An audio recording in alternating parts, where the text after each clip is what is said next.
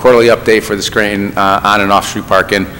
Feel free again to interrupt with any questions you might have along the way. I just prepared a few slides, which is really a guide here. I'll also offer comments on content. We'd be more than happy to provide more or less detail as you see fit. Today, the two main areas I want to cover are on the operations is the capital improvements update and the financial performance of the city of the system to date. To start the capital improvements update, the first item, of course, is the Linden Street garage elevator. I wish I had better news. The inspection took place on October the 19th. There are some outstanding punch list items that need to be yet performed. They're not significant, but when you're dealing with an elevator, you obviously want perfection. You don't want to have anything left to chance. The items include things like electrical cords were a little too long. They need to be shortened. We needed to change out the smoke detector that was there. It didn't meet the standards. Did you guys adjust your go-live date for the elevator based on the inspections? I really would like to give you a date, but we've been, these little items have been happening, and in order just to give you an appreciation, there's multiple different contractors of different disciplines. The elevator contractor has to be there when the work is performed. There's an electrical contractor, a mechanical contractor, a carpenter, and so the coordination of that, has to take place before the work can get done, and then the inspector has to get scheduled to come, and that takes at least a couple weeks. So we've been dealing with just the logistics of trying to get that all together. There's a lot of pieces there. We're there. We're close. We really get asked that question a lot. And I don't want to nail you guys down for a certain timeline, but are you guys expecting like a first quarter for 2019? I'm hoping it's before then. Okay, so just so when that question comes up, we can kind of give a time frame. Yeah. Okay. There, because they have to go into the pit just for safety of the factory. So they're on their way to call the inspector next. Right. It may take a couple weeks to get the inspector back once the work is all finished. So is it 4 weeks from now? I'm hoping it's not more than that. On the multi-garage program, I think we put out a little release. The work started on October the 8th. It'll start in Linden, which is where most of the work is going to take place, and it'll progress from there. The construction is about 12 months, currently on schedule. They've been working right along. They're going to work through the winter. There's some steel work, some demolition work that they can work on during the winter. Obviously, you can't do much in the way of painting and sealing and concrete work, but there's a lot that they'll work right on through the winter. Dave, what are they working on right now? I know they've been working for a while, so are they just working on redecking, or? They're doing the concrete work in the annex right now. They're just about finished with that. They just started to do some painting. So they want to get as much painting as they can before the weather turns. Is that only the upper floors, or is that going to work its way all the way down to the? They're going to start at the upper floors and work their way down. Okay. Yep. On the helix, what is, if you can, for us again, what exactly is happening with that? What's the long-term plan with that? Because I understand you're closing off the upper deck, or decks, I should say, in the Linden Street side. Is that being totally removed, and you're going to be? The access to the garage is up through the garage, but then down through the helix. We're taking off 2 floors of the helix, so you won't be able to access the helix from the upper 2 floors any longer.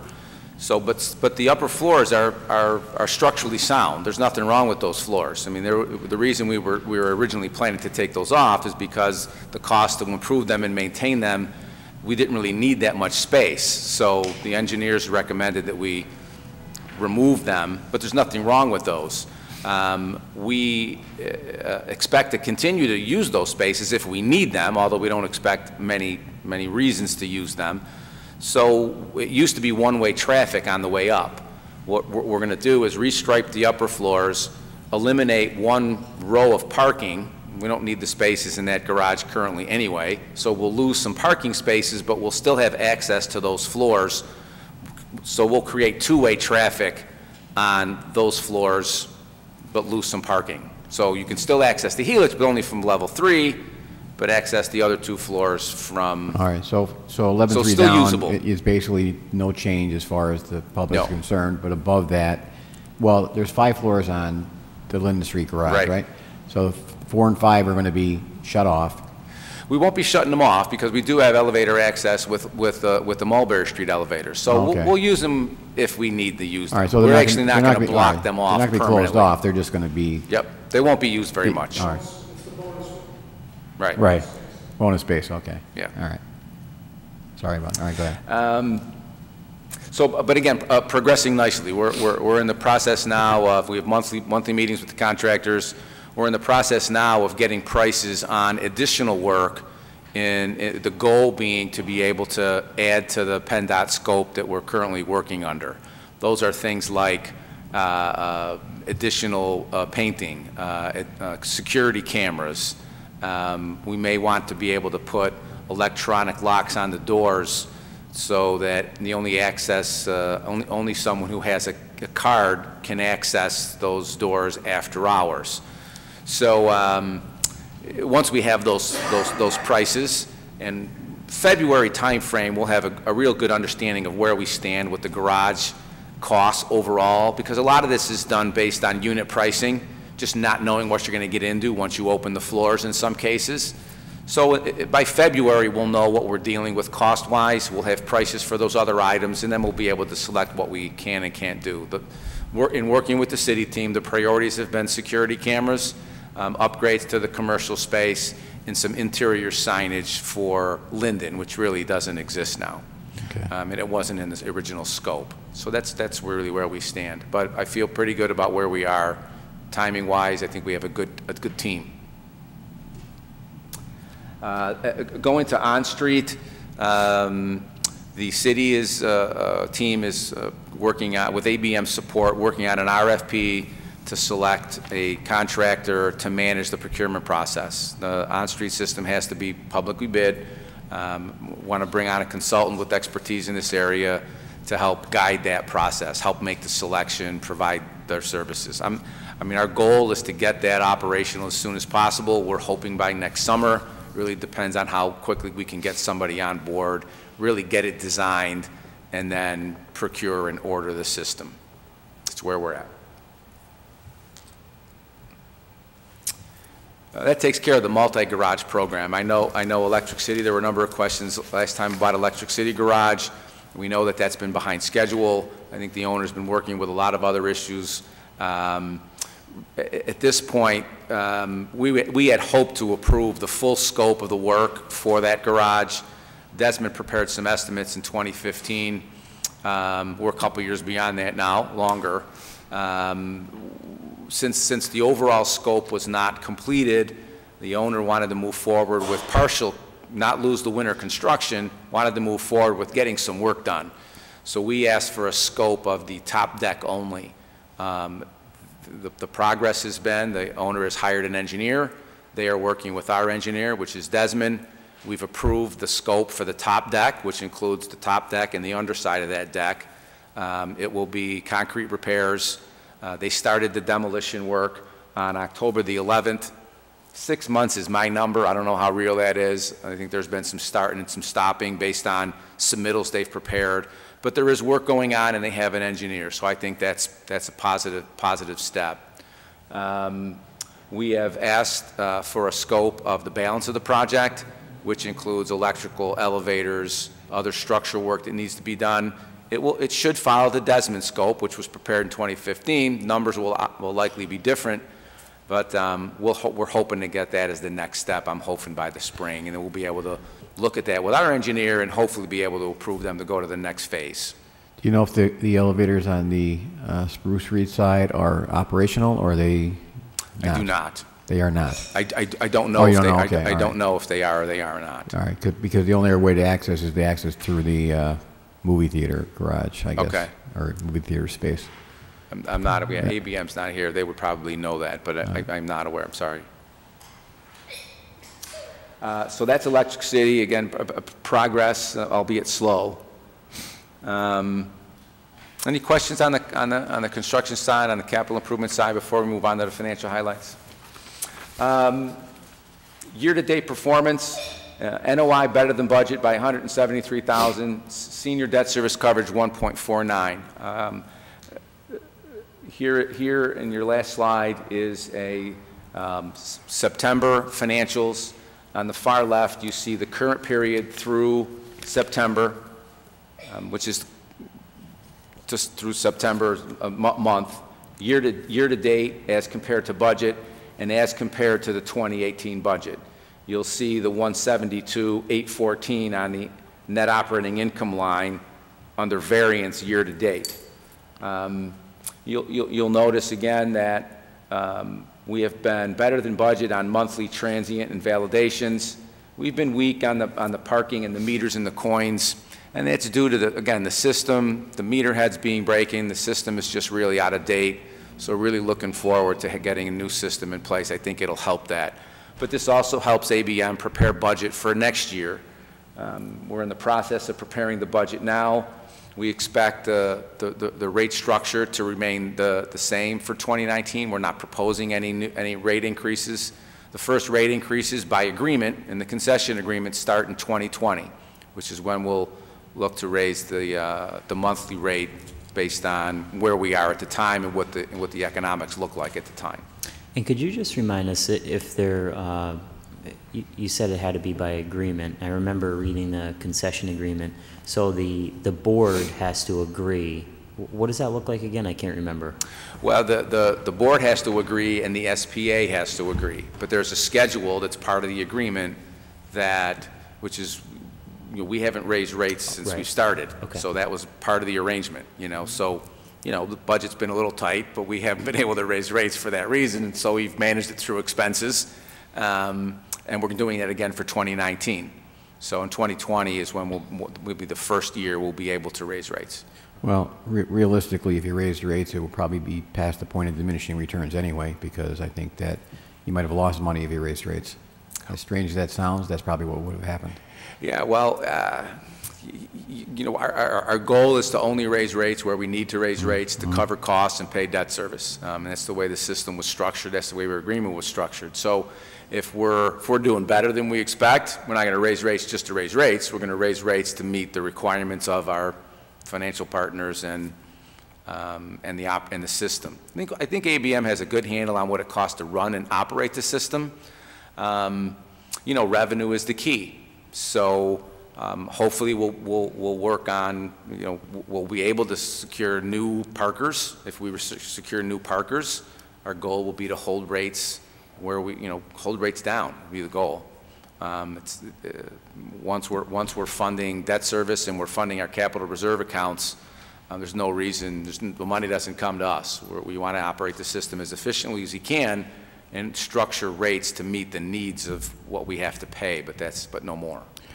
What's the definition of transient parking? What exactly does that mean? A transient parker is one who in the garage? Pulls a ticket and pays by time. Okay. In the garage. They go in the garage. Okay. Yep. And we're working through you see the residential program. We're working on the residential program. I mean, Bud has been working with Scranton tomorrow, and we had the Institute prepare a survey. That survey has just come in, actually. We're digesting the results now. I think we'll have some recommendations surrounding that, hopefully in a couple of months, by the first quarter. I just want to thank Councilman Evans for his help as well. We'll experience tomorrow and the response initially was slower than we anticipated. We got involved in a few phone calls and participation rate. Now, if you want to, you might call the chair.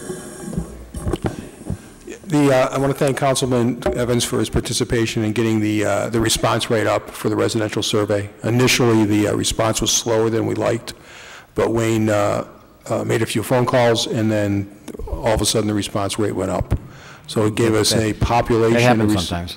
What? That happens sometimes. Sometimes it works, Wayne. Yeah, sometimes it works. So it actually did, and we got close to well, nearly 200 responses. That's great. Which is a population size that we can really do some statistical analysis on, and we're going to walk through the Institute folks with it, make certain that we're interpreting correctly their findings, and then we'll share them with the involved parties. Okay, that's terrific. Thanks.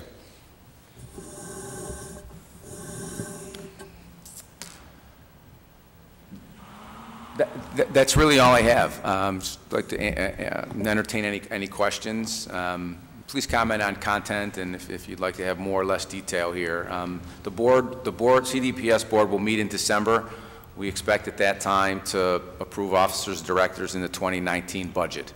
The budget's been reviewed by the internal CDPS team. We're in the process of making the rounds with the city team, and we'll probably take it to the board next in December. I don't know, did you touch on the county move to the Globe store and how that will affect? Oh, I'm sorry. Yeah, let me do that. We understand the plan is for the county to move to the Globe store and have that be complete in January. Bud has been taking the lead in meeting with the county officials to try to understand the number of parkers and how that might affect revenue. Hard to get a real handle on that, to be honest. We don't have a good handle on how many county parkers we currently have, because a lot of the folks park individually and we don't track their employment. I think we're getting better at getting that information from our parkers, but we do have some arrangements with the county, but it's with certain departments within the county. So if we understood, and what we've said to the county is, if we can understand how many parkers we have at the county, we'll then be able to, what they were looking for is a volume discount. And what we've said is we can't really help you with that until we understand how many parkers there are and what the likely increase would be. So we've budgeted really a very small increase in monthly parkers from the county without having more information. Well, I mean, clearly that, they're going to park in the Electric City garage, so how many available spots are actually there with the condition of the garage and the repairs that are going on? It'll depend on where they are with construction at the time. I think there's sufficient slots to cover what we need. If not, we'll move them over to the mall garage. Well, I would think it would be in the county's best interest to sort of spearhead that for you, because it would get the best possible rate for their employees, because that's something you can do, give a government rate because of the bond. I think we talked about that once before. Yeah, I agree. You're allowed to do that, right? And the county has been receptive, I understand from Bud, that they're willing to do a survey, which is very similar to the residential survey that we prepared, so that we can have some information and some data so we can make and work together and make an educated decision. That's where we're at. Okay.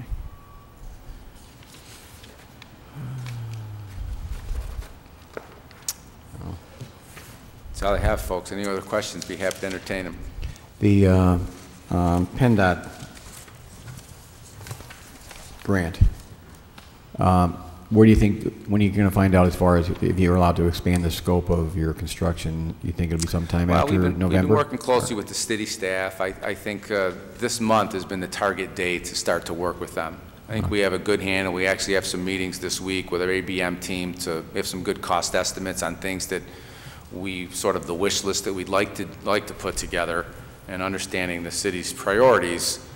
We'll have good numbers this week, and I'm hoping by the end of the month we'll know from PennDOT what will work and what won't work. Okay. Over and above what we talked about tonight, what are the type of things that you want to get done if that is allowed to happen? I'm sorry? Over and above what we talked about tonight, or there are other things that you'd like to get done with that money that you could talk about tonight? Yeah, there's a really long wish list. We know we can't do it all. Yeah. Upgrading the commercial space, the security cameras, obviously are key. If we're not going to demolish the upper floors, which currently there's not money for, we may, we're doing the minimum there. We might want to do a little bit more. We might want to upgrade the lighting. We might want to put a surface prep down so that to protect those floors in case they never get demolished. I mean, those are the kinds of decisions we'll want to make depending on how much money we have. There's some exterior signage that we'd like to do. Garage doors. I mean, there's a list, but the number's a big number, so we'll have to be selective, and we'll work with the team to make some decisions once we know.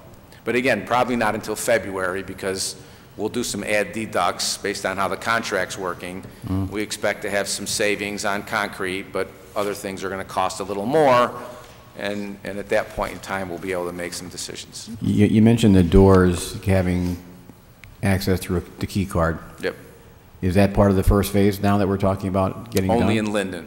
On Linden itself? Yep. If Linden we'd expanded that scope, it would be just to the other garages. All right. Is that Linden and Mulberry, or just Linden? It's both accesses in that Linden, in the annex? correct. All right. And you're talking about the doors in the tower, the stair tower. Correct. Right? Okay. Because I know it's obviously, there's been a homeless problem with Correct. some of the, Well, it's the doors in the lobby, so no one would Yeah. be able to enter that lobby without, unless you're a parker and you have a key, and you have a card. well, So- will you have No, that will, garage doors that are going to well, close? that's in Yeah. the, it's on the wish Okay, list. that's the second So- part of the wish list, okay. Right, so we yeah. think the first step is to do the card access in the lobbies, Okay, and that will help with the problem. And we'll all have new doors on the stairwells. Yeah. Because some of those doors don't work and they're left Oh. open, and that's how folks are getting in as well. So okay. fencing and garage doors would make it tight, but Yeah. that would be a second phase is the way we're seeing it right now. Okay, Linden's probably yeah. more. I know that's most something that you need see in is- cities across the Linden and country, that when they Medallion, design but garages now. Linden and Medallion probably have, what we're seeing is not a big problem, but a bit bigger than the others. Yeah. I'm sure it's a little bit of a design issue too, to try to get garage doors retrofitted to a garage that was Yeah, never planned to do that's an garage doors. expensive item. Yeah. I know the on-street parking systems, you said are in the RFP stage. Do you have any idea on when you think we could see the actual system in place and then used in the city? Geez, I'm hoping next summer or early fall. It shouldn't be, it should, 8 months is really the time frame that ABM has suggested once you get actively started. So assuming we're able to get a consultant on in the next 4 to 6 weeks, I'm hoping summer. And you guys rolled this on-street parking system out before. From once the system starts to go up, how long will it take to actually get the city covered and all the meters down and the new system up? You know, I can't say I'm familiar with how that process will work. ABM would have a better handle on it, but it will be done in phases. I know that, but from what I've heard ABM talk about, it's really once you start, it's a 60-day process. Okay. So it won't be an expanded length of time, that I know. Okay, all right, thank you. I wish I could be more specific. No, that's, sorry. thank you. I think that's it. Okay. Thank you very much. Gentlemen, Appreciate it. Thank you.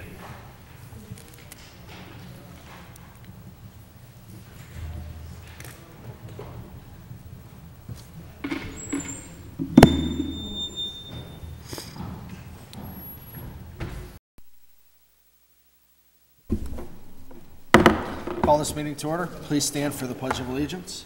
I pledge allegiance to the flag of the United States of America and to the republic for which it stands, one nation, under God, indivisible, with liberty and justice for all.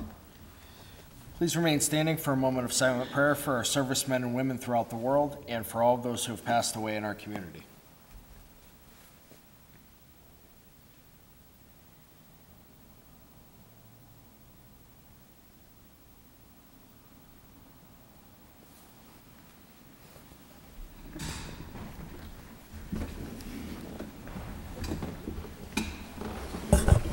Roll call, please.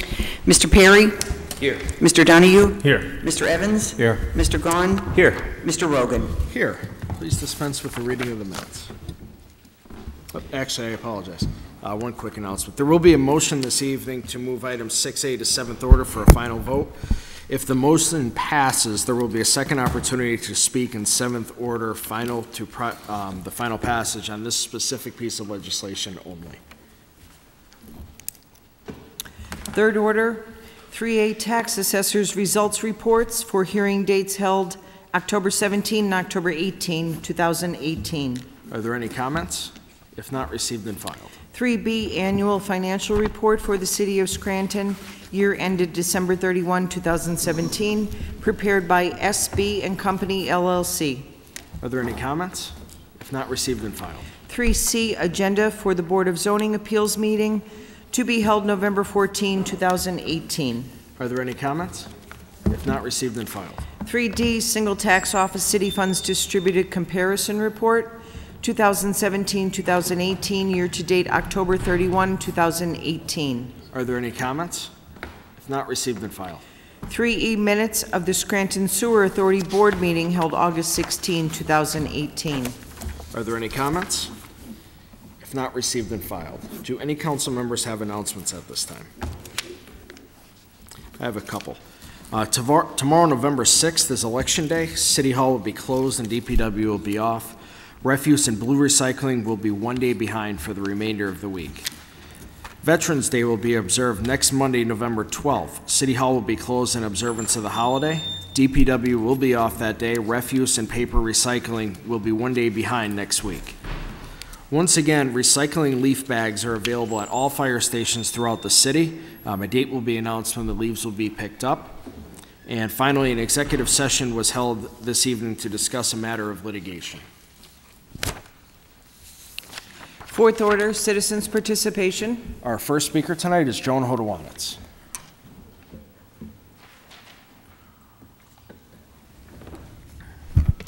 Joan Hodowanitz, city resident and taxpayer. Well, I hope you've all started reviewing the 2017 audit. As I mentioned last week, I was very surprised to see under Note 13,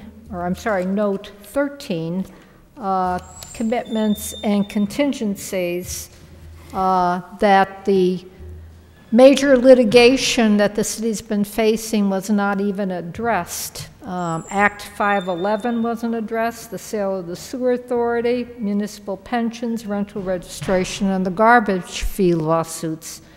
None of them were addressed, but what the city did do was to copy and paste that note as far back as the 2015 audit. And they did it so 3 years in a row. So I guess that litigation is not very important, and I don't know why you have to have an executive session since there isn't any really high visibility litigation to discuss.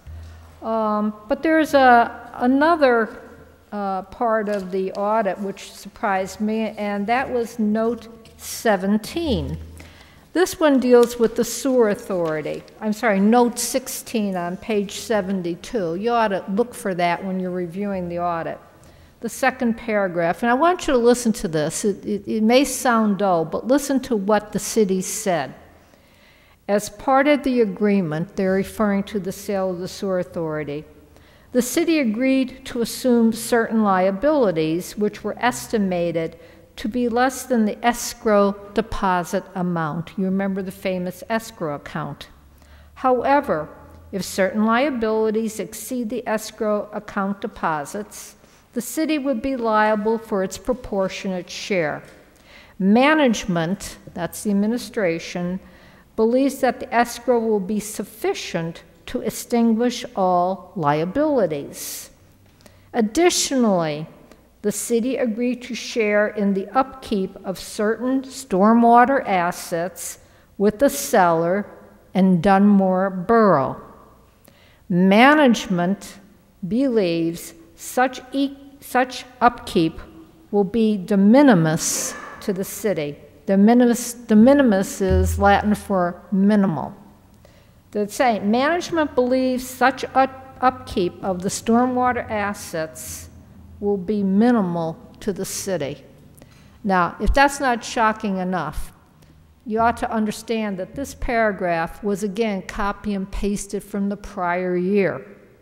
So I don't expect to see in any of the future budgets any major costs associated with stormwater upkeep, because it says right here 2 years in a row it's going to be de minimis, minimal, not worth mentioning. Now, you may say, okay, you know, so they put that in. Nobody really reads this document. Well, that's what you're paid for, and that's what we taxpayers should be looking at, okay? I don't know what is the matter with this administration. 2 years ago, I tried to get an appointment to talk with Mr. Bolzoni about the 2015 audit, because I had questions about things like this, okay? My letter to him was dated March 16th, 2016. I'm still waiting to see him. They won't even give me the courtesy of an appointment. Yet I pay my taxes on time. So look at that audit, please. Please read it. The numbers, I'm not worried about the numbers. I can't verify the numbers because I don't have access to the source documents and the working papers.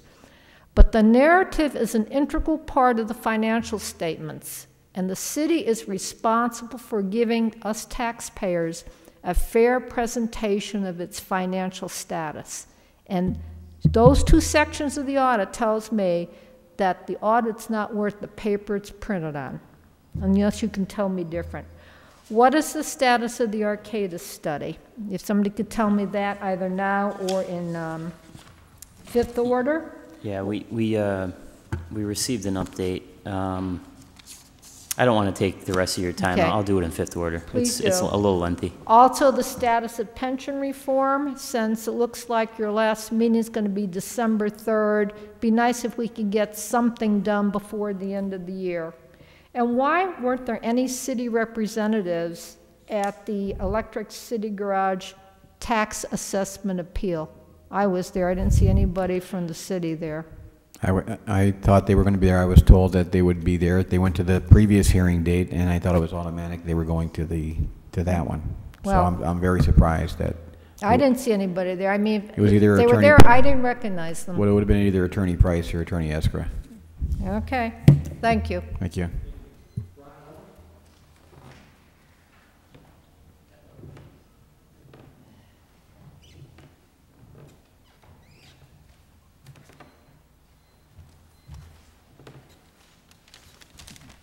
Yeah, evening, Council. At least tomorrow all those crummy ads will be over with for politics, and we'll be back to Flo and the Pillow Man. Personally, I think Casey and Matt they just don't have any accomplishments to brag about. Maybe it's time we get some fresh blood in Washington. It seems like all they can do is attack their opponents.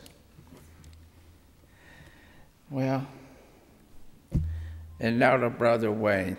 Yes, you must think you're my favorite, huh? Yeah. I know I am. Nah, it's not bad. It's not bad. All right. It's about your KOZ, and I think you overexpress the value of it. Even if those 138 properties are new, my banker says because of our tax base in this city, their appraised value is far, far less. He used far, far. No, that's an accurate number. Pardon? The number I quoted was an accurate number. Yeah. Well, you're talking about a bunch of young families that got 20 and 30-year loans with school children on the backs of the rest of us, working people, and most of them probably have two people working. 10 years of that on the backs of the taxpayers, all these people that you know about, seniors, thousands of seniors in this city, elderly that are still working at fast food restaurants and all. It's a shame. It's just a shame what these people, let them go to Sweden. They don't want to pay any taxes for anything. I have a dear friend that lives in Sweden. He's English, but he went to Sweden. He's been there his whole life. He came here twice to see me, very wealthy person. And he's a real socialist. Every once in a while, when we write, he mentions things. In fact, he flew into this country at 7-Eleven, and he phoned me about what was happening that day, and he rented a car and came here into town for a week.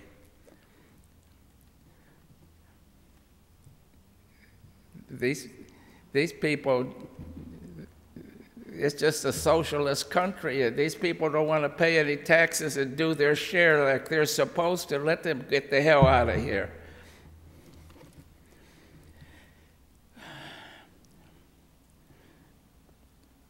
You know, y'all need to go tell all those people that are in the paper every Friday how great it's going to be in another 10 years, because the last 10 years didn't seem to go anywhere.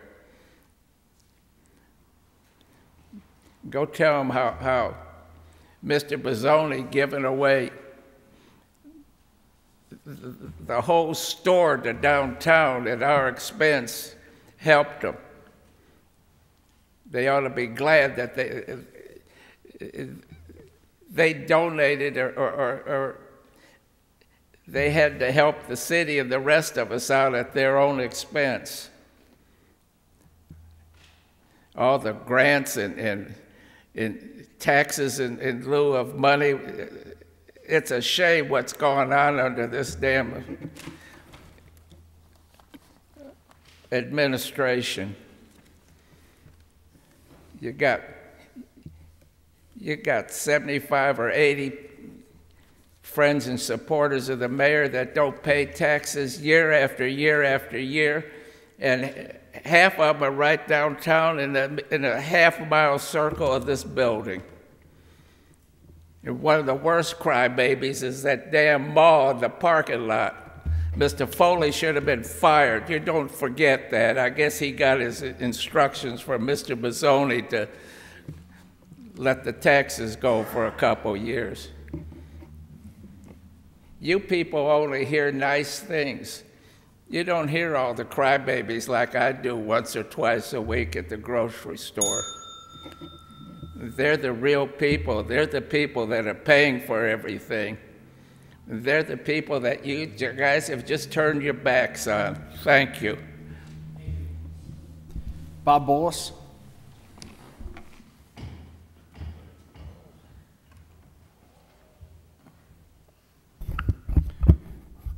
Evening, Council. Bob Bolus, Scranton. I left my buddy home tonight, just so you know that, so we won't have any humor tonight. We'll try and be a little more serious.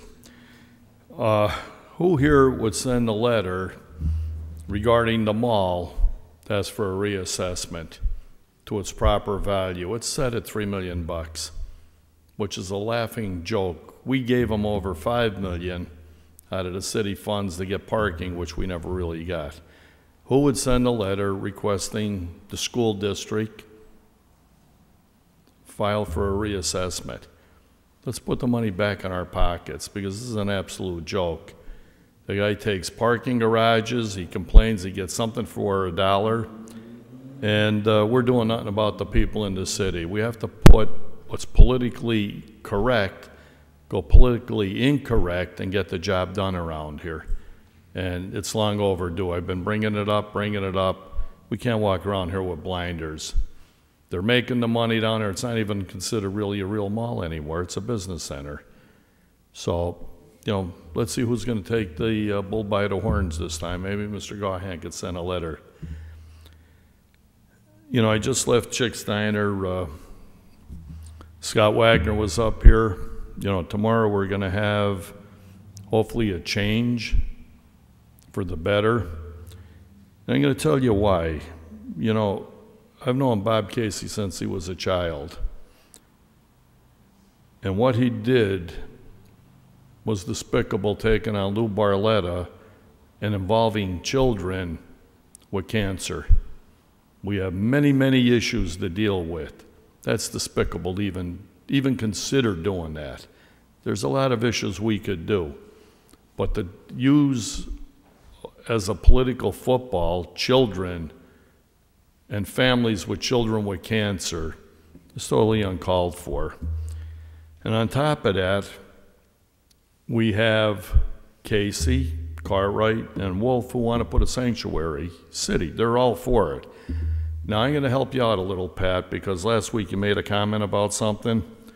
Actually, the former church I have is now considered a temple, and a temple could house illegal criminal aliens as a sanctuary without your permission, okay? And that's where it's going to start, because these are federal people.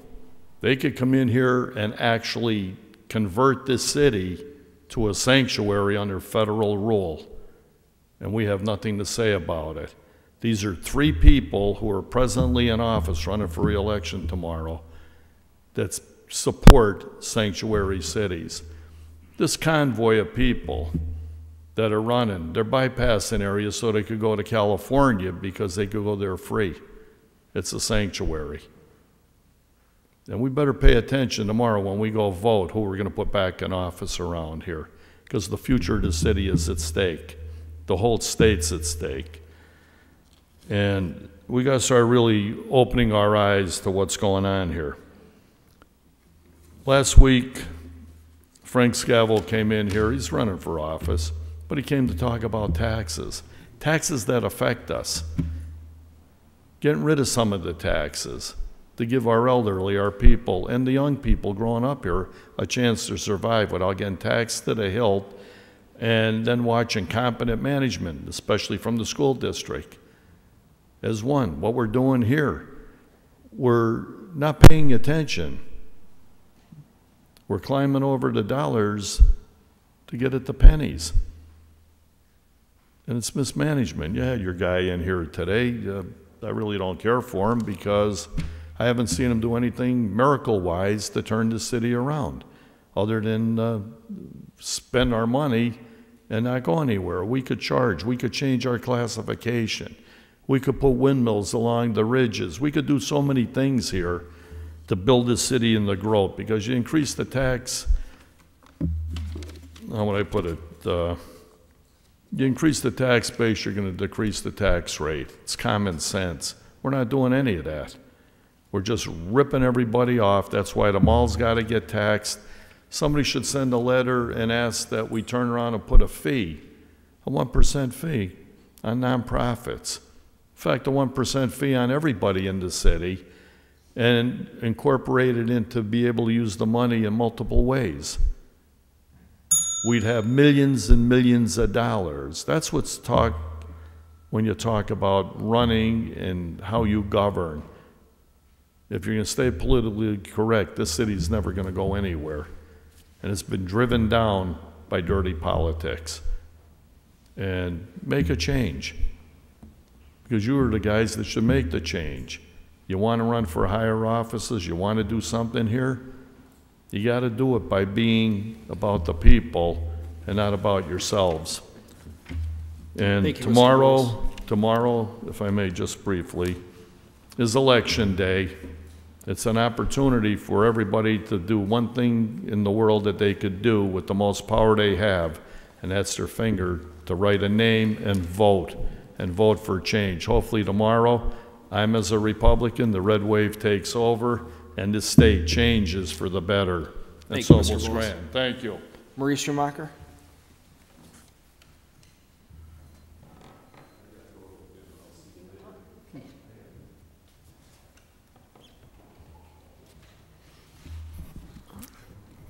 First, I'd like to thank Bill Gaughan for the inventory list of DPW's stormwater equipment, which makes 5C on the agenda tonight a good deal, as the replacement is apparently a buy one, get one free, as we have but one sweeper truck currently.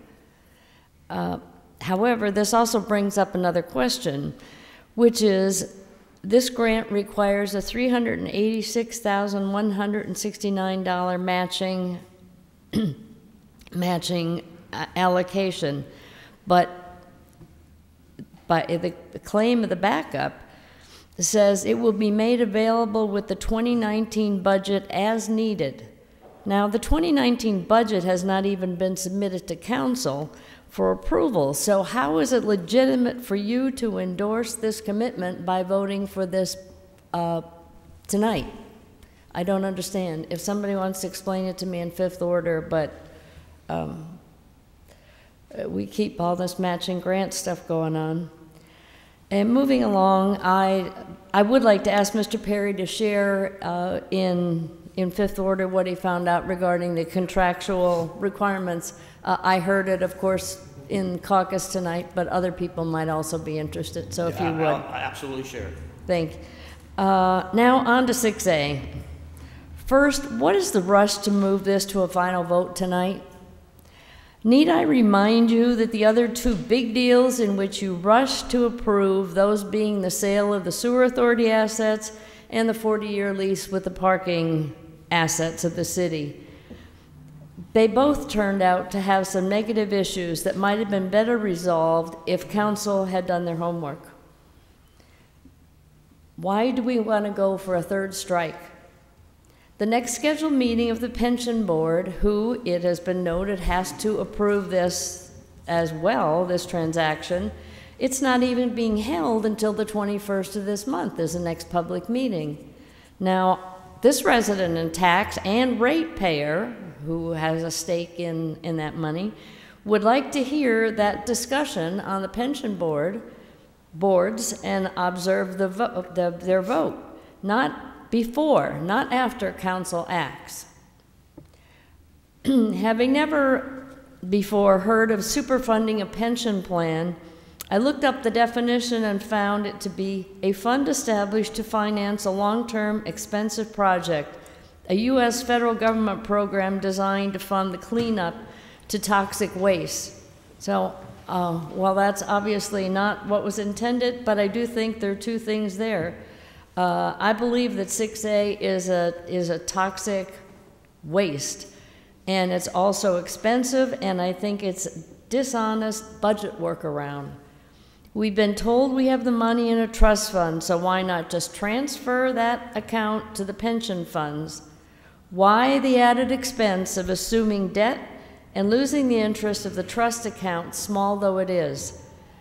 There is something missing that needs an answer before you make a final vote, and that is why. What is the point of all these machinations? What are we not being told? I know it's something. And I see a third strike coming up if you go ahead with voting this and approving it until we get the answers and understand it. Are we running short on cash? It certainly wouldn't be the first time, but I can't help but wonder if we under-budgeted 2018 and anticipate under-budgeting 2019. If we had the cash flow, it would be helpful on a regular basis, not just, and the capital budget should be online as well as the operating budget, I believe. So we need answers before you vote. And then moving along to the audit. Doesn't the administration, and I think somebody on council, if not all council members, have an exit interview with the auditors before the audit is made public? That's always been a reason. Something in the past has always been, oh, it won't be available to the public until this exit interview. Maybe none was held, but what I don't understand is how could not one of the reviewers, had to be somebody, to accept that thing. Joan found out about it in about 5 minutes last week when she's, if I finish that, sloppy, very sloppy on the part of the city, but kudos to Joan for paying attention. Thank you. Thank you. Thank you. Lee Morgan.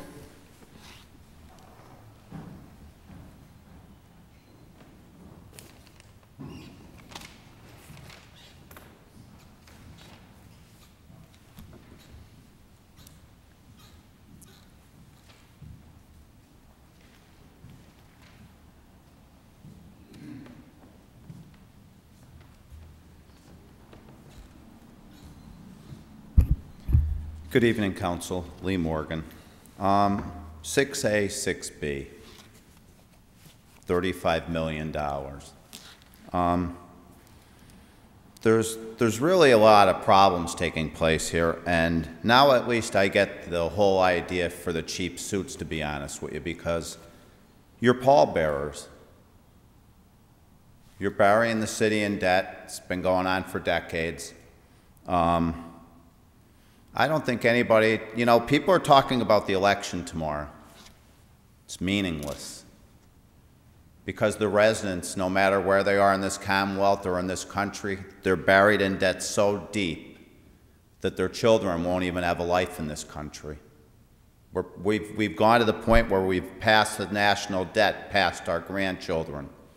And we have an incompetent government that keeps playing hide and seek with the voters because they aren't smart enough to realize that they have no investment in their government, because their government only has contempt for them. And the judges that sit with their robes on, they're not there to dispense justice. They're there to maintain control.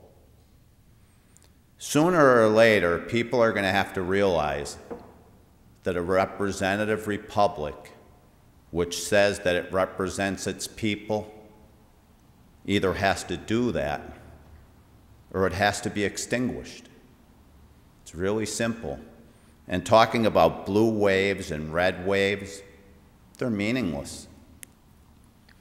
You know, talking about copy and pasting in the budgets and audits and just plain silliness. Because every resident in this city should understand that this city is in worse financial shape than it was when it entered distress status, and nothing's changed. It may have shifted the debt to continue borrowing, but there's been no solutions to the problems facing this city. And it's a fund and go for nonprofits and proxies who step in to be a catalyst to moving currency and money and grants at the detriment to the residents. Now, you take a look at the city in which we live in. People are buying and driving $30,000, $40,000, and $50,000 cars, and they're maneuvering around potholes. There's no concern for that. We're tearing out a pool. The Novembrino pool is being removed, and we're putting a splash park there. But we can't finance the city's pension plans. But that's not a new occurrence, because that's been going on where the pension plan hasn't been funded since before World War II, or maybe even before that. And I'm going to say that I can't say that all the mayors of this city didn't have the best interests of their residents at heart, because I don't now know that to be factual. But I will say this, that a city that does the political things that this city does to its residents, it's been repeated in multiple cities across this nation. And the bulk of them are all in distress because it's politics before people. And when people get in the way of politics, then you use, I don't know, licensing inspections or any other conduit that the government has at its disposal to deal with the malcontents. And, you know, people come here and talk about going down and trying to get Mr. Balzoni to come down and talk or give them an interview. I tell them to walk across the street to the courthouse and file something and find out just how fast you can bring somebody to heel. It'll be like when you're training a German Shepherd to walk with and you walk down the street, and you'll see how fast things actually change. And does the court want that? No, but it's a conduit. And once things start spinning in court, no matter how corrupt the judge is, he has to in some way, or she in some way, has to follow the statutes. And with that in mind, I'd like to say that the Scranton Times did an article about Judge Corbett recently. And I just like to say that since I've been a child, well, a little more than a child, we all knew about the hijinks taking place at the Lackawanna County Prison, so it's not a big secret. And I've talked to people who had wrote letters to judges about the things that were occurring there, and no one did anything. And so when the state came in and they took the guardian ad litem out, they really should have took the court out, but they couldn't do that because they lost the Luzerne County Courthouse. This system is extremely corrupt, and it offers no value to its residents. Thank you. Thank you. Is there anyone else who would like to address council?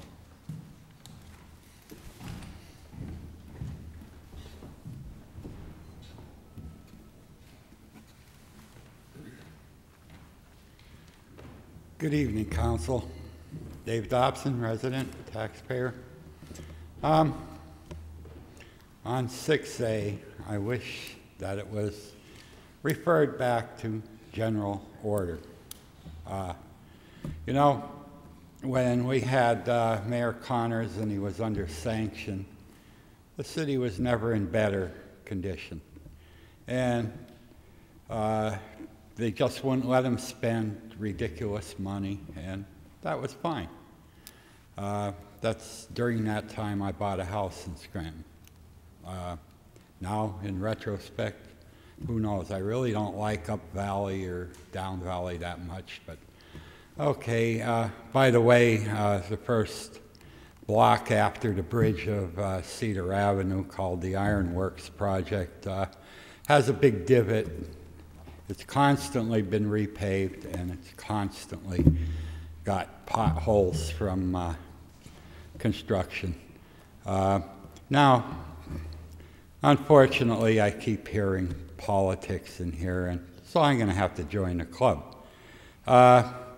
There were 70 votes in the U.S. Congress to withdraw pre-existing conditions from the Affordable Care Act, or eliminate the Affordable Care Act.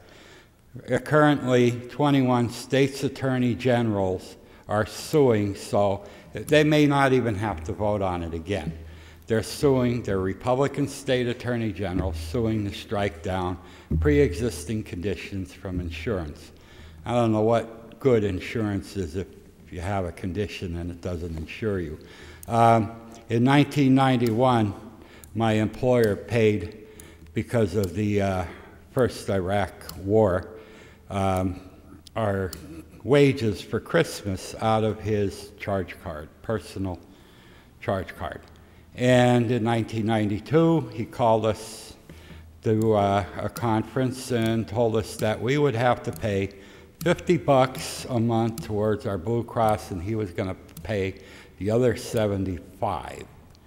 By 2004, I was paying $325 a month.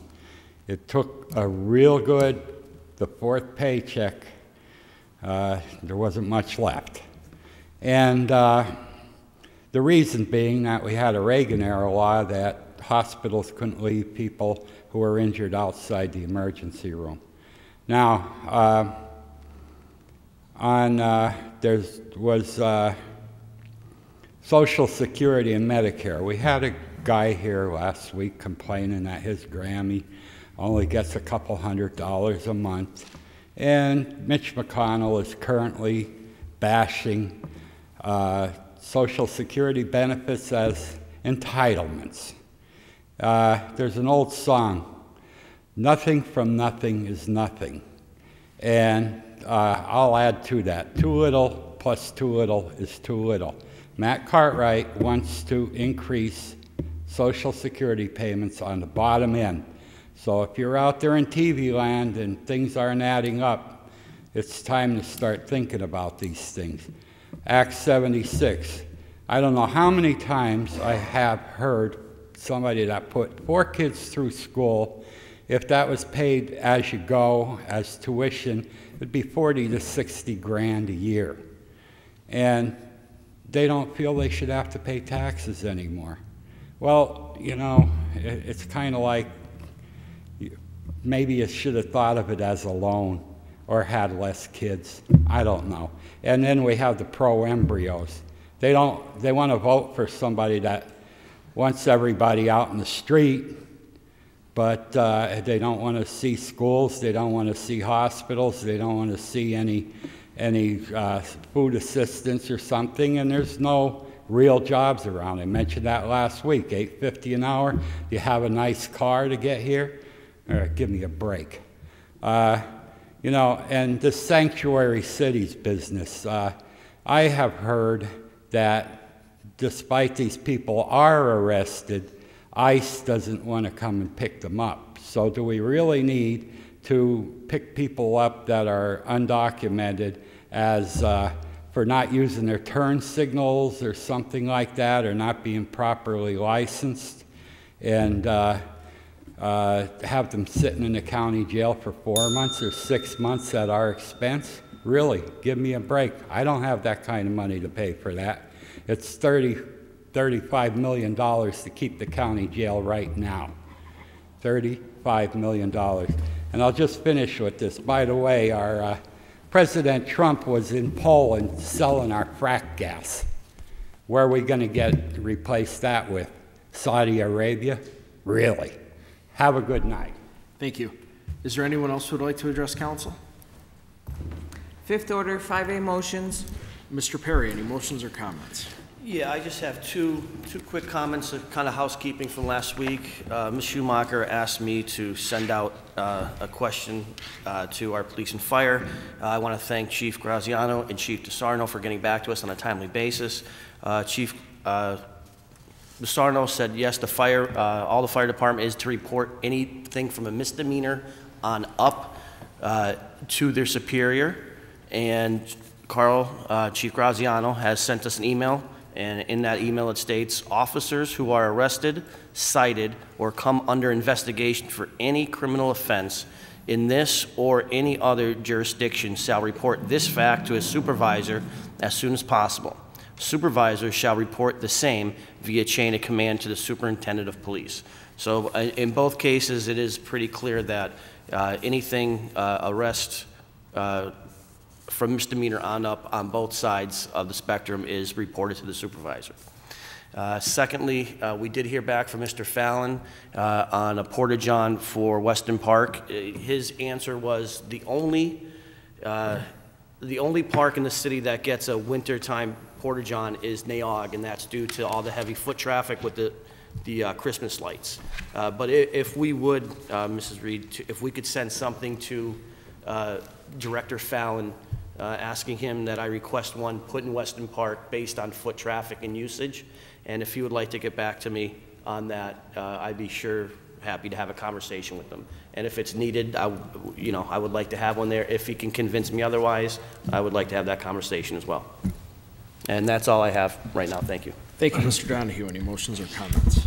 Yeah, I just would like to quickly clarify my position that I stated last week, that I'm not sold on the proposed pocket park on the corner of Wyoming Ave and Linden Street. I would just first like to say that I'm absolutely a proponent of downtown green spaces, and I'm not convinced that that is possible for that land to be developed anyway. I'm just not sold on this proposal because the city, including the administration and also this council, along with any outside groups, we all need to do a better job of communicating how this project, as well as other projects, achieve a broader plan and a broader vision for economic development in the city. Exactly how this is achieved is a conversation I plan on having with my colleagues, the administration, and a variety of other stakeholders in the coming weeks and months. And then just quickly, I would just also like to remind everyone that tomorrow is Election Day, and I urge everyone to get out and vote. In doing so, I ask that you not fall victim to the bigoted, deceitful, and divisive rhetoric of our current president. I ask that you vote tomorrow for a country we could once again all be proud of. Thank you. Thank you, Mr. Evans. Any motions or comments? Thank you. First of all, in light of a sometimes raucous city council meeting last week, I'd like to reinforce some comments I made previously about the topic of civil discourse. First of all, I respect the public's right to speak their minds. In fact, I encourage it. But I also have respected and have always tried to follow the basic rules of civil discourse, to be respectful and to not make it personal. And by the way, it never hurts to actually stick to the issues at hand. In civil discourse, you actually use logic, use persuasion, use your facts and information to make your point and to defend your position. And in civil discourse, you would not attack someone personally. Of course, you are always entitled to your opinion, but if someone disagrees with that opinion, then you should then treat that person with that same respect that you would be treated with. And the reality is, if you truly want to convince someone else that your position or your opinion is valid, you can achieve that in many cases through civil discourse. You will never, and I mean never, convince someone to side with your position by using derogatory terms, insults, and ridicule. It just doesn't happen that way. So it should be noted, though, that my comments this evening and other times are not, on this particular subject, are just not meant for what happens here in our little slice of heaven that we call city council meetings each week. They're meant for those at every level of government, and even for those that are engaged in the community at large, and wherever debate on the issues of today are occurring. We all have a responsibility to work our way back and find our way back to a place where we can genuinely listen to each other and respect each other's opinions, no matter how diverse those opinions are from our own. And only then can we begin to build a true consensus for a better Scranton and maybe a better world. That's all I have on that particular issue. A few thoughts about tomorrow. Tomorrow is Election Day. First and foremost, please exercise your right to vote. I'd like to leave you with a couple quotes about the process. No one, nobody will ever deprive the American people of the right to vote except the American people themselves. And the only way they could do this is by not voting. Franklin Delano Roosevelt. For this nation to remain true to its principles, we cannot allow any American vote to be denied. The right to vote is the crown jewel of the American liberties, and we will not see its luster diminished. Ronald Reagan. And finally, some inspirational advice from none other than Mahatma Gandhi, who said simply and eloquently, be the change that you wish to see in the world. So tomorrow, all of us could be the change by going to your local polling place and again exercising our right to vote. And that's all I have for tonight. Thank you, Mr. Gahn. Any motions or comments? Yes. Just wanted to update everybody on the stormwater report from Arcadis. We did get an update from the business administrator. Tony Dill, who came and presented to us, I think about a month ago, said that at this point they're on the same schedule as he indicated back on September 11th. Within a month of completing the digitizing, they should be ready to report their preliminary rate analysis recommendations and hold a workshop, which according to Mr. Dill will be held mid-January 2019. Then according to Mr. Dill, it's going to take another 1 to 2 months to finalize the budget, rate structure, and credit policy concepts and memorandum. So that looks like a February-March timeframe of 2019 for completing the full report. He also goes on to say that this will in part depend on interaction with the city and how quickly feedback is provided and decisions can be made. Next week, they're going to start preparing some preliminary concepts regarding a credit policy, and he'll share that feedback prior to preparing the draft memorandum. Also, an update on the treehouse. The city solicitor provided the following update. They reviewed the bid proposals. That has been completed. They were open September 24th. Mar Paul was the company that was awarded the contract, which is now being circulated for signatures. Work is expected to commence in the coming weeks. The first thing that's going to be addressed, according to the city solicitor, is the concrete supports on the bottom of the treehouse and then structural steel. So that's an update on those two issues. Just a reminder that this Wednesday, November 7th, we're going to have an idea session with our young people in the community. So the purpose of this is to listen to ideas from our young people. We reached out to all of the high schools and the local colleges and universities. Council's trying to engage them because they are a very important part of our community, and that will be broadcast on ECTV. Also, we discussed in the caucus about an update to our ethics code, which was written in 1978. So I've been working on that over the last few weeks, and Solicitor Minora has been reviewing it. We're going to try to get it on the agenda for November 19th, so I'm very hopeful that that will happen so that we can get it passed before the end of the year. Also, I'd like to make a motion that Scranton City Council reschedule our meeting for the week of November 12th, 2018 to Tuesday, November 13th, 2018. Second. On the question, we did the, actually, go first, you made the motion. Sure, on the question, reason I make this motion, and I've said this before, but I do think that we're missing too many meetings where every time there's a holiday, since this new schedule has been put in place, we're canceling meetings every time, and coincidentally, holidays fall mostly on Mondays. So it's my belief that moving forward, we really should make an effort, and I've said this before, to reschedule the meetings for another day that week. There's no reason that we can't do that.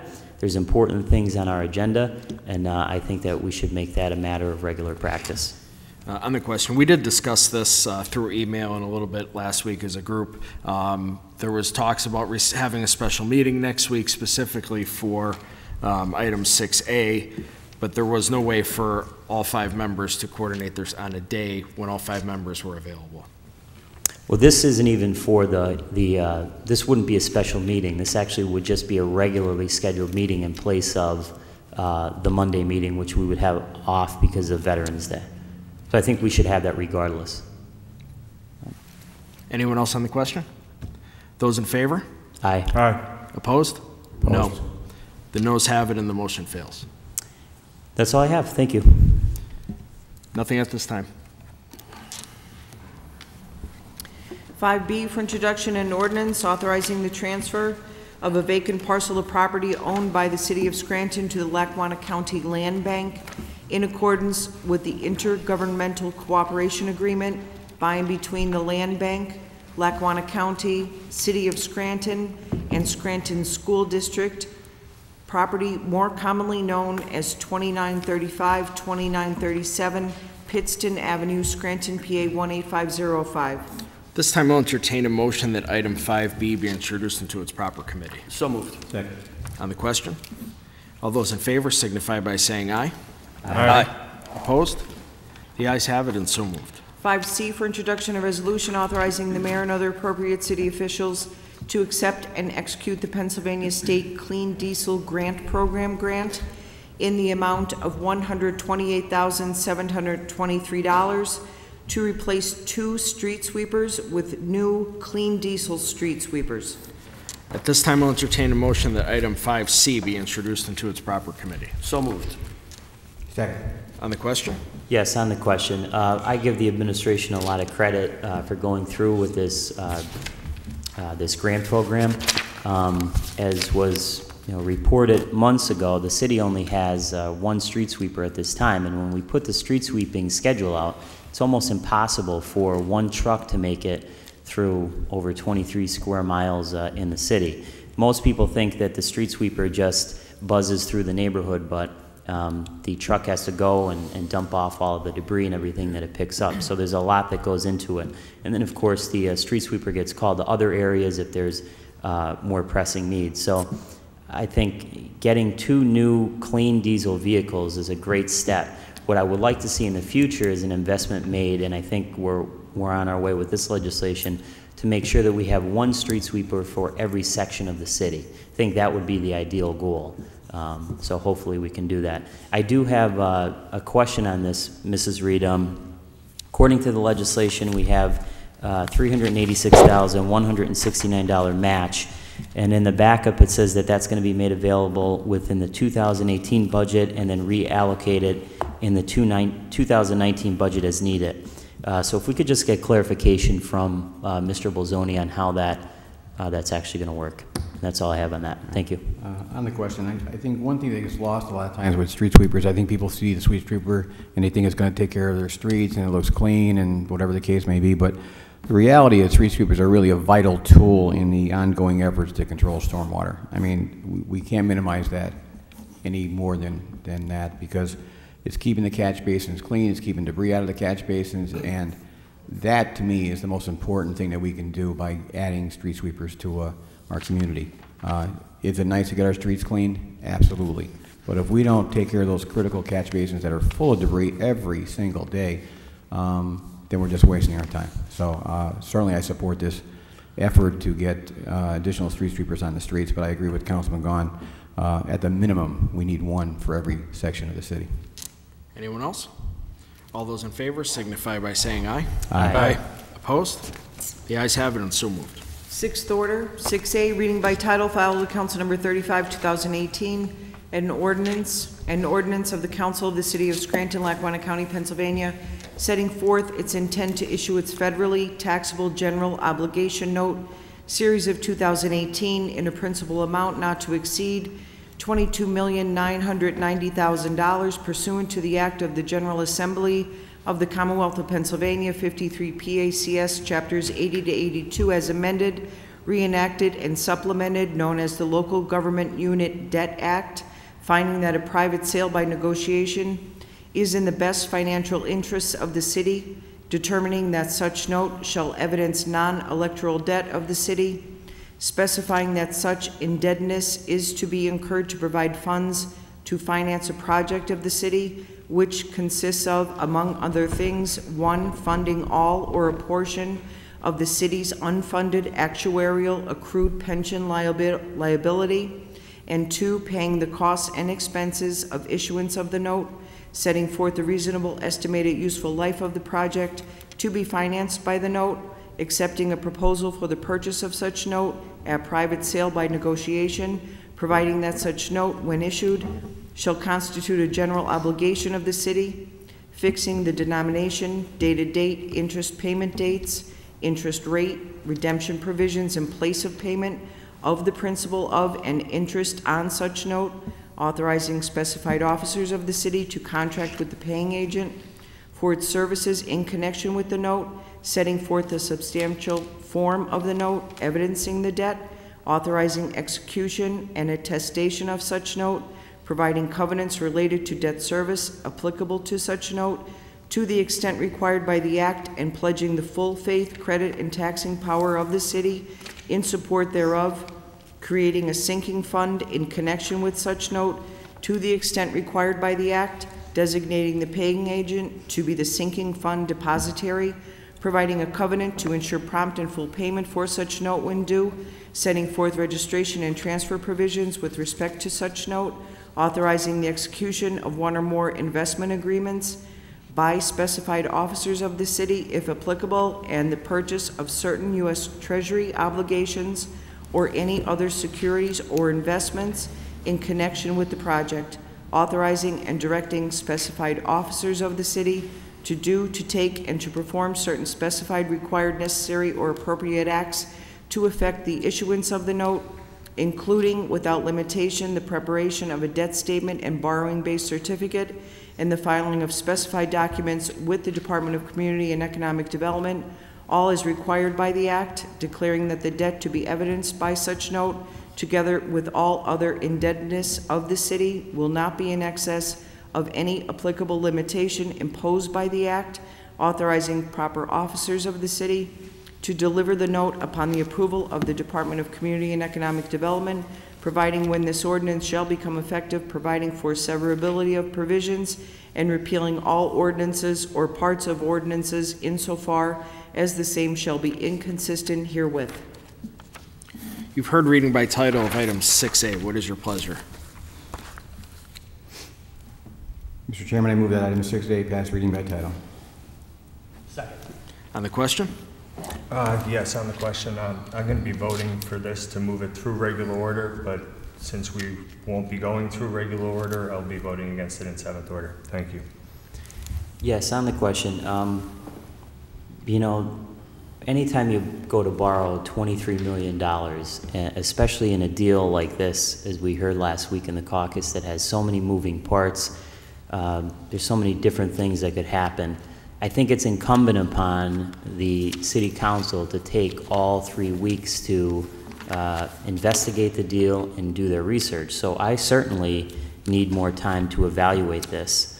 I don't think it's acceptable, although I do understand that they're on a tight timeline, but the timeline of council is 3 weeks, especially with borrowing $23 million in a deal of this magnitude. And I don't think it's acceptable that the administration has known apparently about this deal since June or July, from what I understand. And I just found out about it last Monday, and then we're expected to vote in 2 readings, so I don't find that acceptable. As I mentioned last week, I'm also concerned, I think we should all be concerned about the lawsuit that deals with the Scranton Sewer Authority and what effect that would have if we lost that lawsuit, and who would be on the hook for all that money. So again, I understand the reasoning behind this deal. I understand why the administration is doing it for the savings on the MMO, but I don't think that we should rush this through in 2 council meetings. I think we should take the full 3 weeks to make sure that everyone has evaluated this deal, and I don't think that I don't think any piece of legislation should be rushed through. So I'll be voting no for those reasons. Thank you. Anyone else? Yeah, on the question, of course, we all have, but I've had several conversations about this issue with the Pennsylvania Economy League, the business administrator, and of course with the principals that attended our caucus last week. So I feel I've done my due diligence. I strongly feel at this time it's the right thing to do.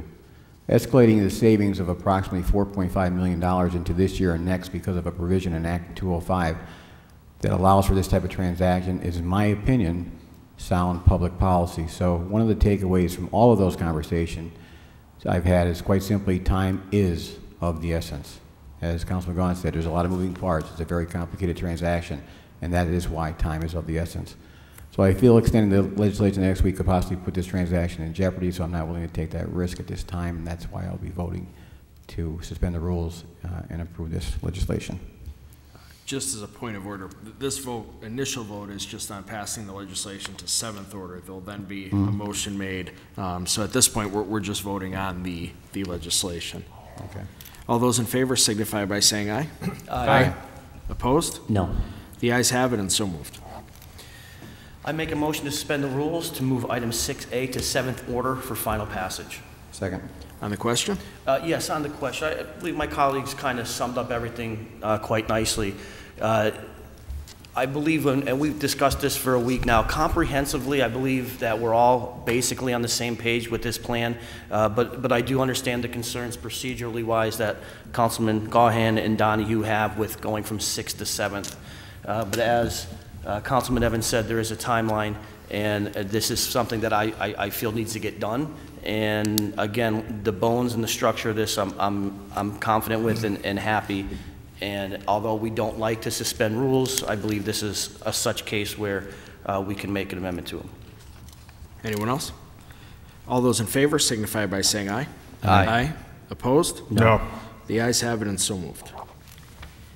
6B, reading by title, file of the council number 36, 2018, an ordinance authorizing the issuance of a tax and revenue anticipation note, series of 2019, in the principal amount not to exceed $12,750,000, providing for the dated date, interest rate, maturity date, redemption, provisions, payment and place of payment in respect of the note, accepting the proposal attached hereto as Exhibit B from the financial institution named therein for the purchase of the note, naming a sinking fund depository paying agent, authorizing the proper officers of the city to execute and deliver the note and certain other documents and certificates in connection therewith, authorizing and directing the preparation, certification, and filing of the necessary documents with the Department of Community and Economic Development of the Commonwealth of Pennsylvania, setting forth a form of the note, authorizing the issuance of a tax and revenue anticipation note series of 2019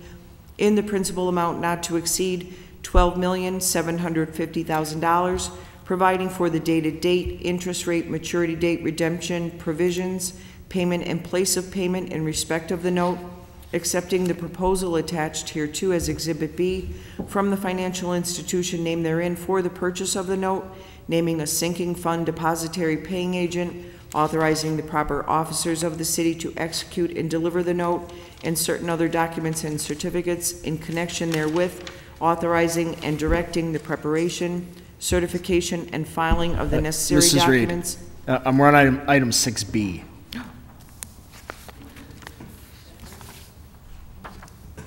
Yes. She's right. This is 7A, I think you're reading. No, she's on B. I'm reading 6B. No. Continue then. I don't know where I left off.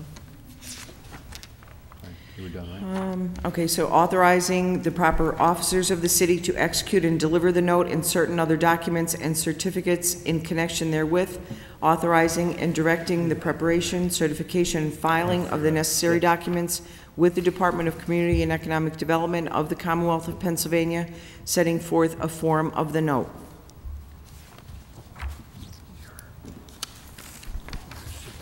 You've heard reading by title of item 6B. What is your pleasure? I move that item 6B pass reading by title. Second. On the question, I think what has happened, and I just checked with a couple of my colleagues, where our iPads have a shorter version of what was just read. I think that's what caused the confusion. where we're showing a one paragraph. 6A was the pension note, 6B is the 2019 TAN. Right, and for some reason on our iPads, it's showing as a smaller item. But as long as it's the same, as long as we're voting on the same legislation, I think we're okay. Okay. All those in favor signify by saying aye. Aye. Opposed? The ayes have it and so moved. If anyone would like to address council regarding the pension note legislation specifically, you may do so at this time.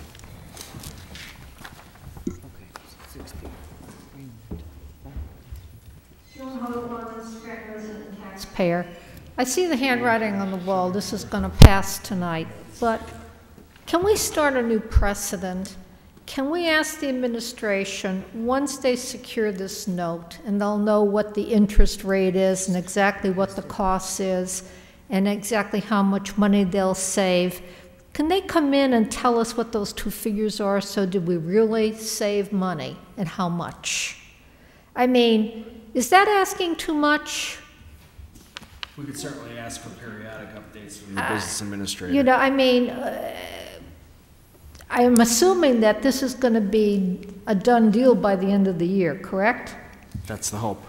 And I know your last meeting's going to be December 3rd, so one of the first things in January should be, okay, well, you know, what do we pay on the 2018 MMO and what was the cost of this $23 million note? Because I would really like to know, was it worth it, this last thing that we did?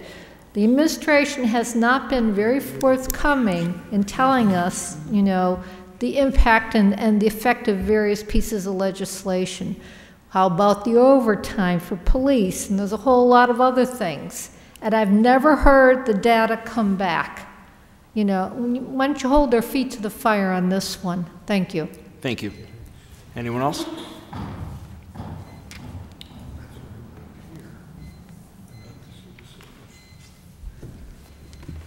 Okay, again, I will say why.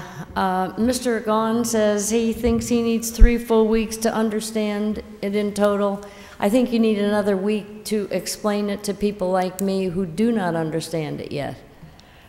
I don't understand what the rush is. If there has been no special meeting called for the pension board, I read the legal notices every day, and that meeting will be held on the 21st. That's another critical item before this can happen. If I understand that correctly, if I'm wrong, please correct me. But if they're not going to move on it until the 21st, why do we have to do it now? Why can't you do it on the Monday after the 21st? That's one question. The other is, I mean, we seem so hot to get this $2.4 million of savings for this year, although according to the composite pension board meetings and the actuarial, the MMOs for 2018 and 2019 have long been decided. You might want to go back and look at the, I think it was the September composite pension board meeting minutes. So do we need this $2.4 million to balance the budget for 2018? Is that the issue? Not that I'm aware of, but the most important thing is we're actually getting the money. Why would we not try to get $2.5 million under any circumstances? Well, why? Yeah, that's right. Why? I mean, well, this is really. Why didn't we? Why didn't we transfer? Why didn't we do this back in January when the stock market was hot and the pension board the pension funds would have grown some? Well, why are we? Yeah, the trust wasn't ready because there was situations. Well, I with the fire I know there department were and- issues, yeah. but what is the guarantee that we will get the 2.4 million? That's why we're That's passing built this into early. Act 205. Pardon? That's built into Act 205. That's part of what the Act says.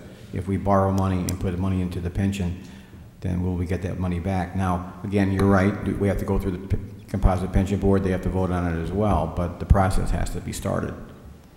Well, why does it have to be started by this? Why do you have to go first? Why don't you go second? Why don't we do the pension board first? I just have this bad feeling about it. I've been through many things with this. I've stood up here and said to council, although I never came back and did it with the parking authority, is a good example. I hope I don't have to come back here and say, I told you so, because I'm not a told you so sayer. But I'll be thinking it in my mind because I think there's something more going on here. So that's my input. Thank you. Thank you. Anyone else?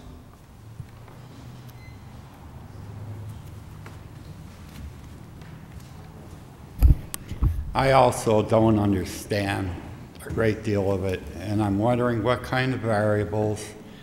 And for a long time now, all the way back to the day that the sewer authority was sold or meetings were held on the sewer authority, why we don't have more open meetings.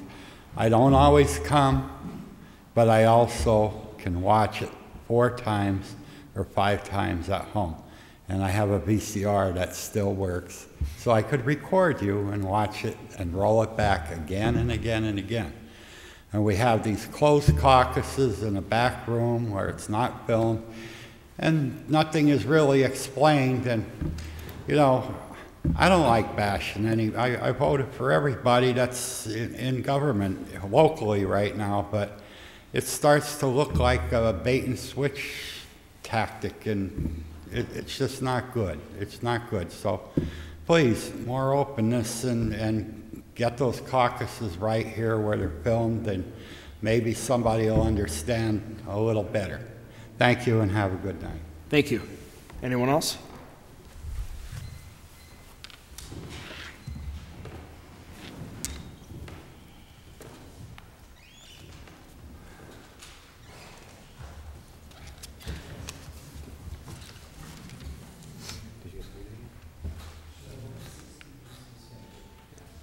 I think we're on 7th order now. Does it? I was just going to explain 6B, for some reason, repeated itself in Lori's document, which is different from Granica's, but it said the same thing twice, so I think we're covered. I knew it sounded like the right legislation, but it was just repeated. It's not that long. It was just repeated in total, to, you know, from what we have in Granica's and what she has in her document. We don't know why. But it's fine as it went. Okay. 7th order, 7A, formerly 6A, for consideration by the Committee on Finance for adoption, file of the Council number 35, 2018, an ordinance of the Council of the City of Scranton, Lackawanna County, Pennsylvania, setting forth its intent to issue its federally taxable general obligation note, series of 2018, in a principal amount not to exceed $22,990,000, pursuant to the Act of the General Assembly of the Commonwealth of Pennsylvania, 53 PACS Chapters 80 to 82 as amended, reenacted and supplemented, known as the Local Government Unit Debt Act, finding that a private sale by negotiation is in the best financial interests of the city, determining that such note shall evidence non-electoral debt of the city, specifying that such indebtedness is to be incurred to provide funds to finance a project of the city, which consists of, among other things, 1, funding all or a portion of the city's unfunded actuarial accrued pension liability, and 2, paying the costs and expenses of issuance of the note, setting forth the reasonable estimated useful life of the project to be financed by the note, accepting a proposal for the purchase of such note at private sale by negotiation, providing that such note, when issued, shall constitute a general obligation of the city, fixing the denomination, dated date, interest payment dates, interest rate, redemption provisions, and place of payment of the principal of and interest on such note, authorizing specified officers of the city to contract with the paying agent for its services in connection with the note, setting forth the substantial form of the note evidencing the debt, authorizing execution and attestation of such note, providing covenants related to debt service applicable to such note to the extent required by the Act, and pledging the full faith, credit, and taxing power of the city in support thereof, creating a sinking fund in connection with such note to the extent required by the Act, designating the paying agent to be the sinking fund depositary, providing a covenant to ensure prompt and full payment for such note when due, setting forth registration and transfer provisions with respect to such note, authorizing the execution of one or more investment agreements by specified officers of the city, and the purchase of certain U.S. Treasury obligations or any other securities or investments in connection with the project, authorizing and directing specified officers of the city to do, to take, and to perform certain specified required necessary or appropriate acts to effect the issuance of the note, including without limitation the preparation of a debt statement and borrowing base certificate and the filing of specified documents with the Department of Community and Economic Development, all as required by the Act, declaring that the debt to be evidenced by such note, together with all other indebtedness of the city, will not be in excess of any applicable limitation imposed by the Act, authorizing proper officers of the city to deliver the note upon the approval of the Department of Community and Economic Development, providing when this ordinance shall become effective, providing for severability of provisions and repealing all ordinances or parts of ordinances insofar as the same shall be inconsistent herewith. What is the recommendation of the chairperson for the Committee on Finance? As chairperson for the Committee on Finance, I recommend final passage of item 7A. Second. On the question? Roll call, please. Mr. Perry? Yes. Mr. Donahue? No. Mr. Evans? Yes. Mr. Gahn? No.